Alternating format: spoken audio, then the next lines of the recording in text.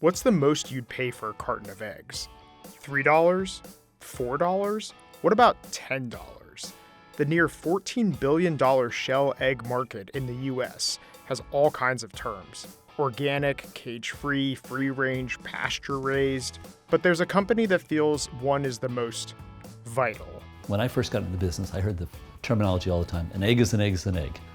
I talked to a chef in a restaurant, and I'd give him a case of our eggs, and then I'd get a call back that they'd say, holy, this is not what I expected it would be. This is Matt O'Hare, founder of Vital Farms, a network of family farms committed to producing the highest quality and most ethically created eggs ever made.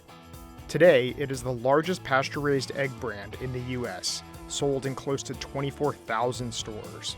Our growth rate from inception has always been tremendous.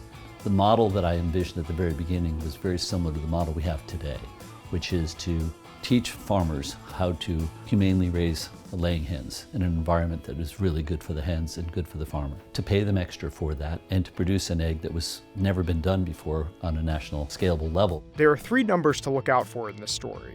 $250,000, the cost of the farm Matt started his company with. 300, the number of family farms today that have been onboarded into the network.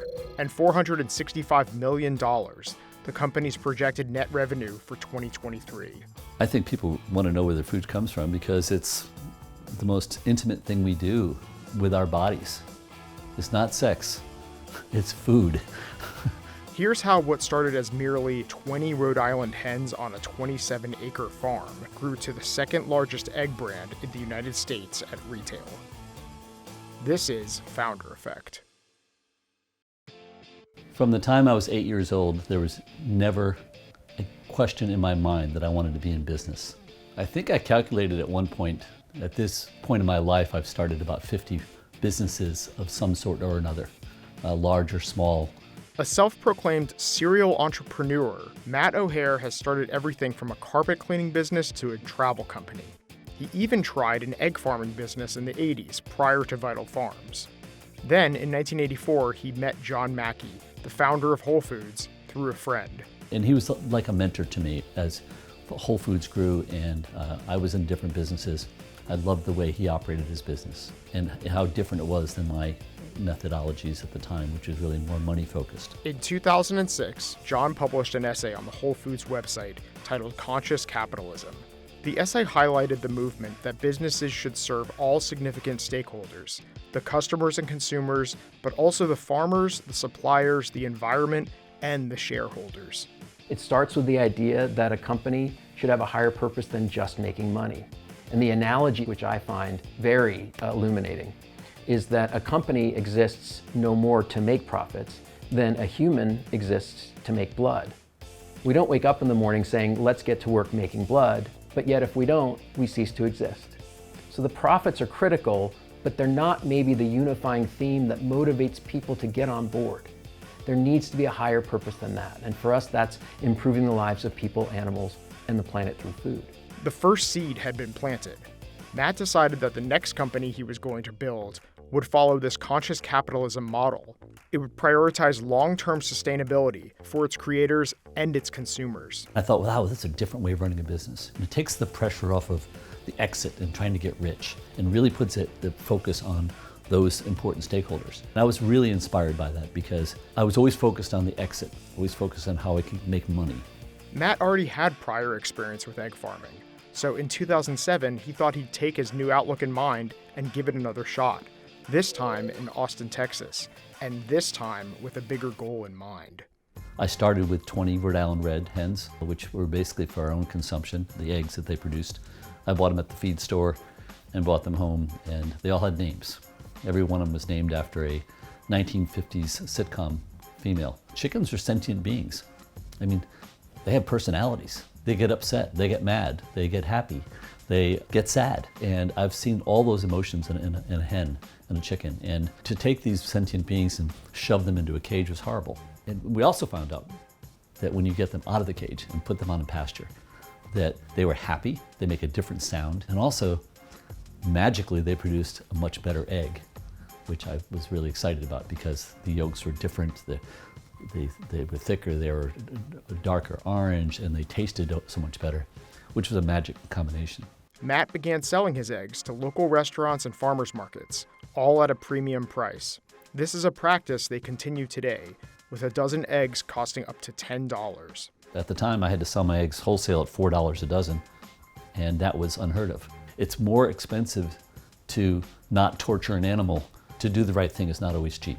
Our eggs are typically the most expensive on the shelf, and that's not something we shy away from. It's something that, we hold out as indicative of what it takes, we think, to produce eggs the way we believe they should be produced.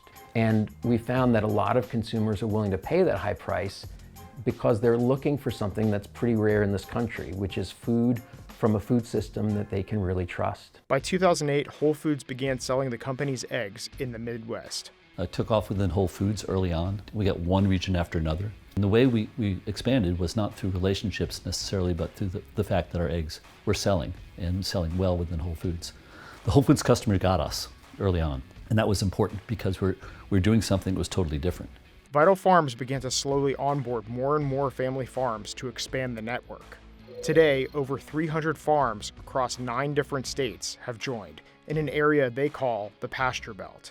The Pasture Belt is an area of the United States that we've found over trial and error over time, where the temperatures and the rainfall meet a standard that we have where the birds can be outside year-round. We analyze those areas for weather patterns, climate patterns, to make sure that when we place a farm in an area, that farm has a wonderful chance at having great outdoor conditions for our birds. Though Vital Farms has had great success as a brand, it's not without controversy, as PETA has filed multiple lawsuits against it, citing greenwashing and the industry standard practices of male chick culling and beak cutting.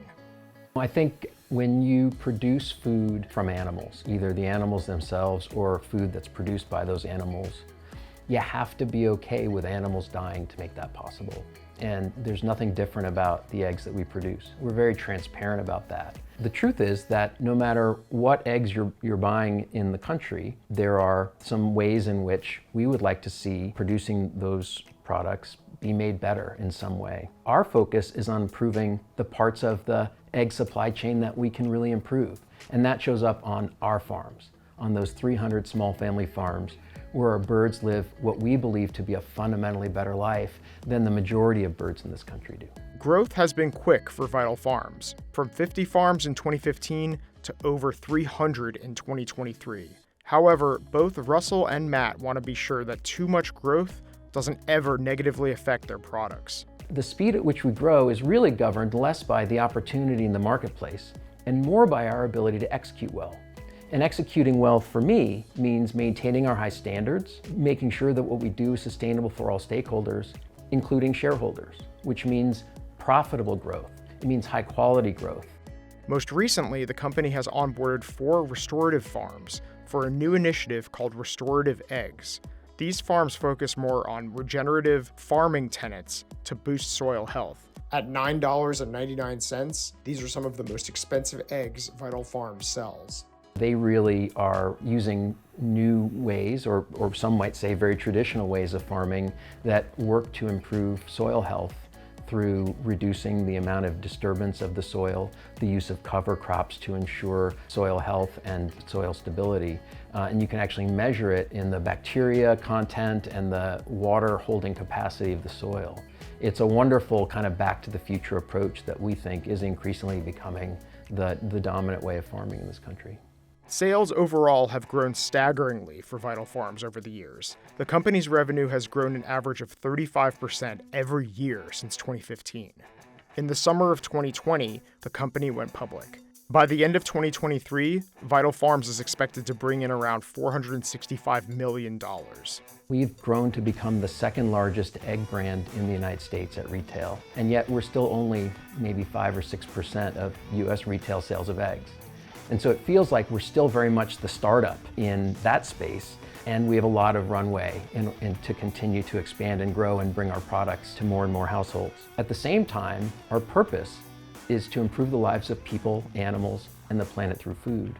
And there are a lot more people and a lot more animals and a lot more land in this country in front of us. I think we've shocked a lot of the marketplace to think that people would be willing to pay extra for eggs. Our growth rate from inception has always been tremendous. It shows that that movement is working and that people really care what they eat and where it comes from when it comes to eggs.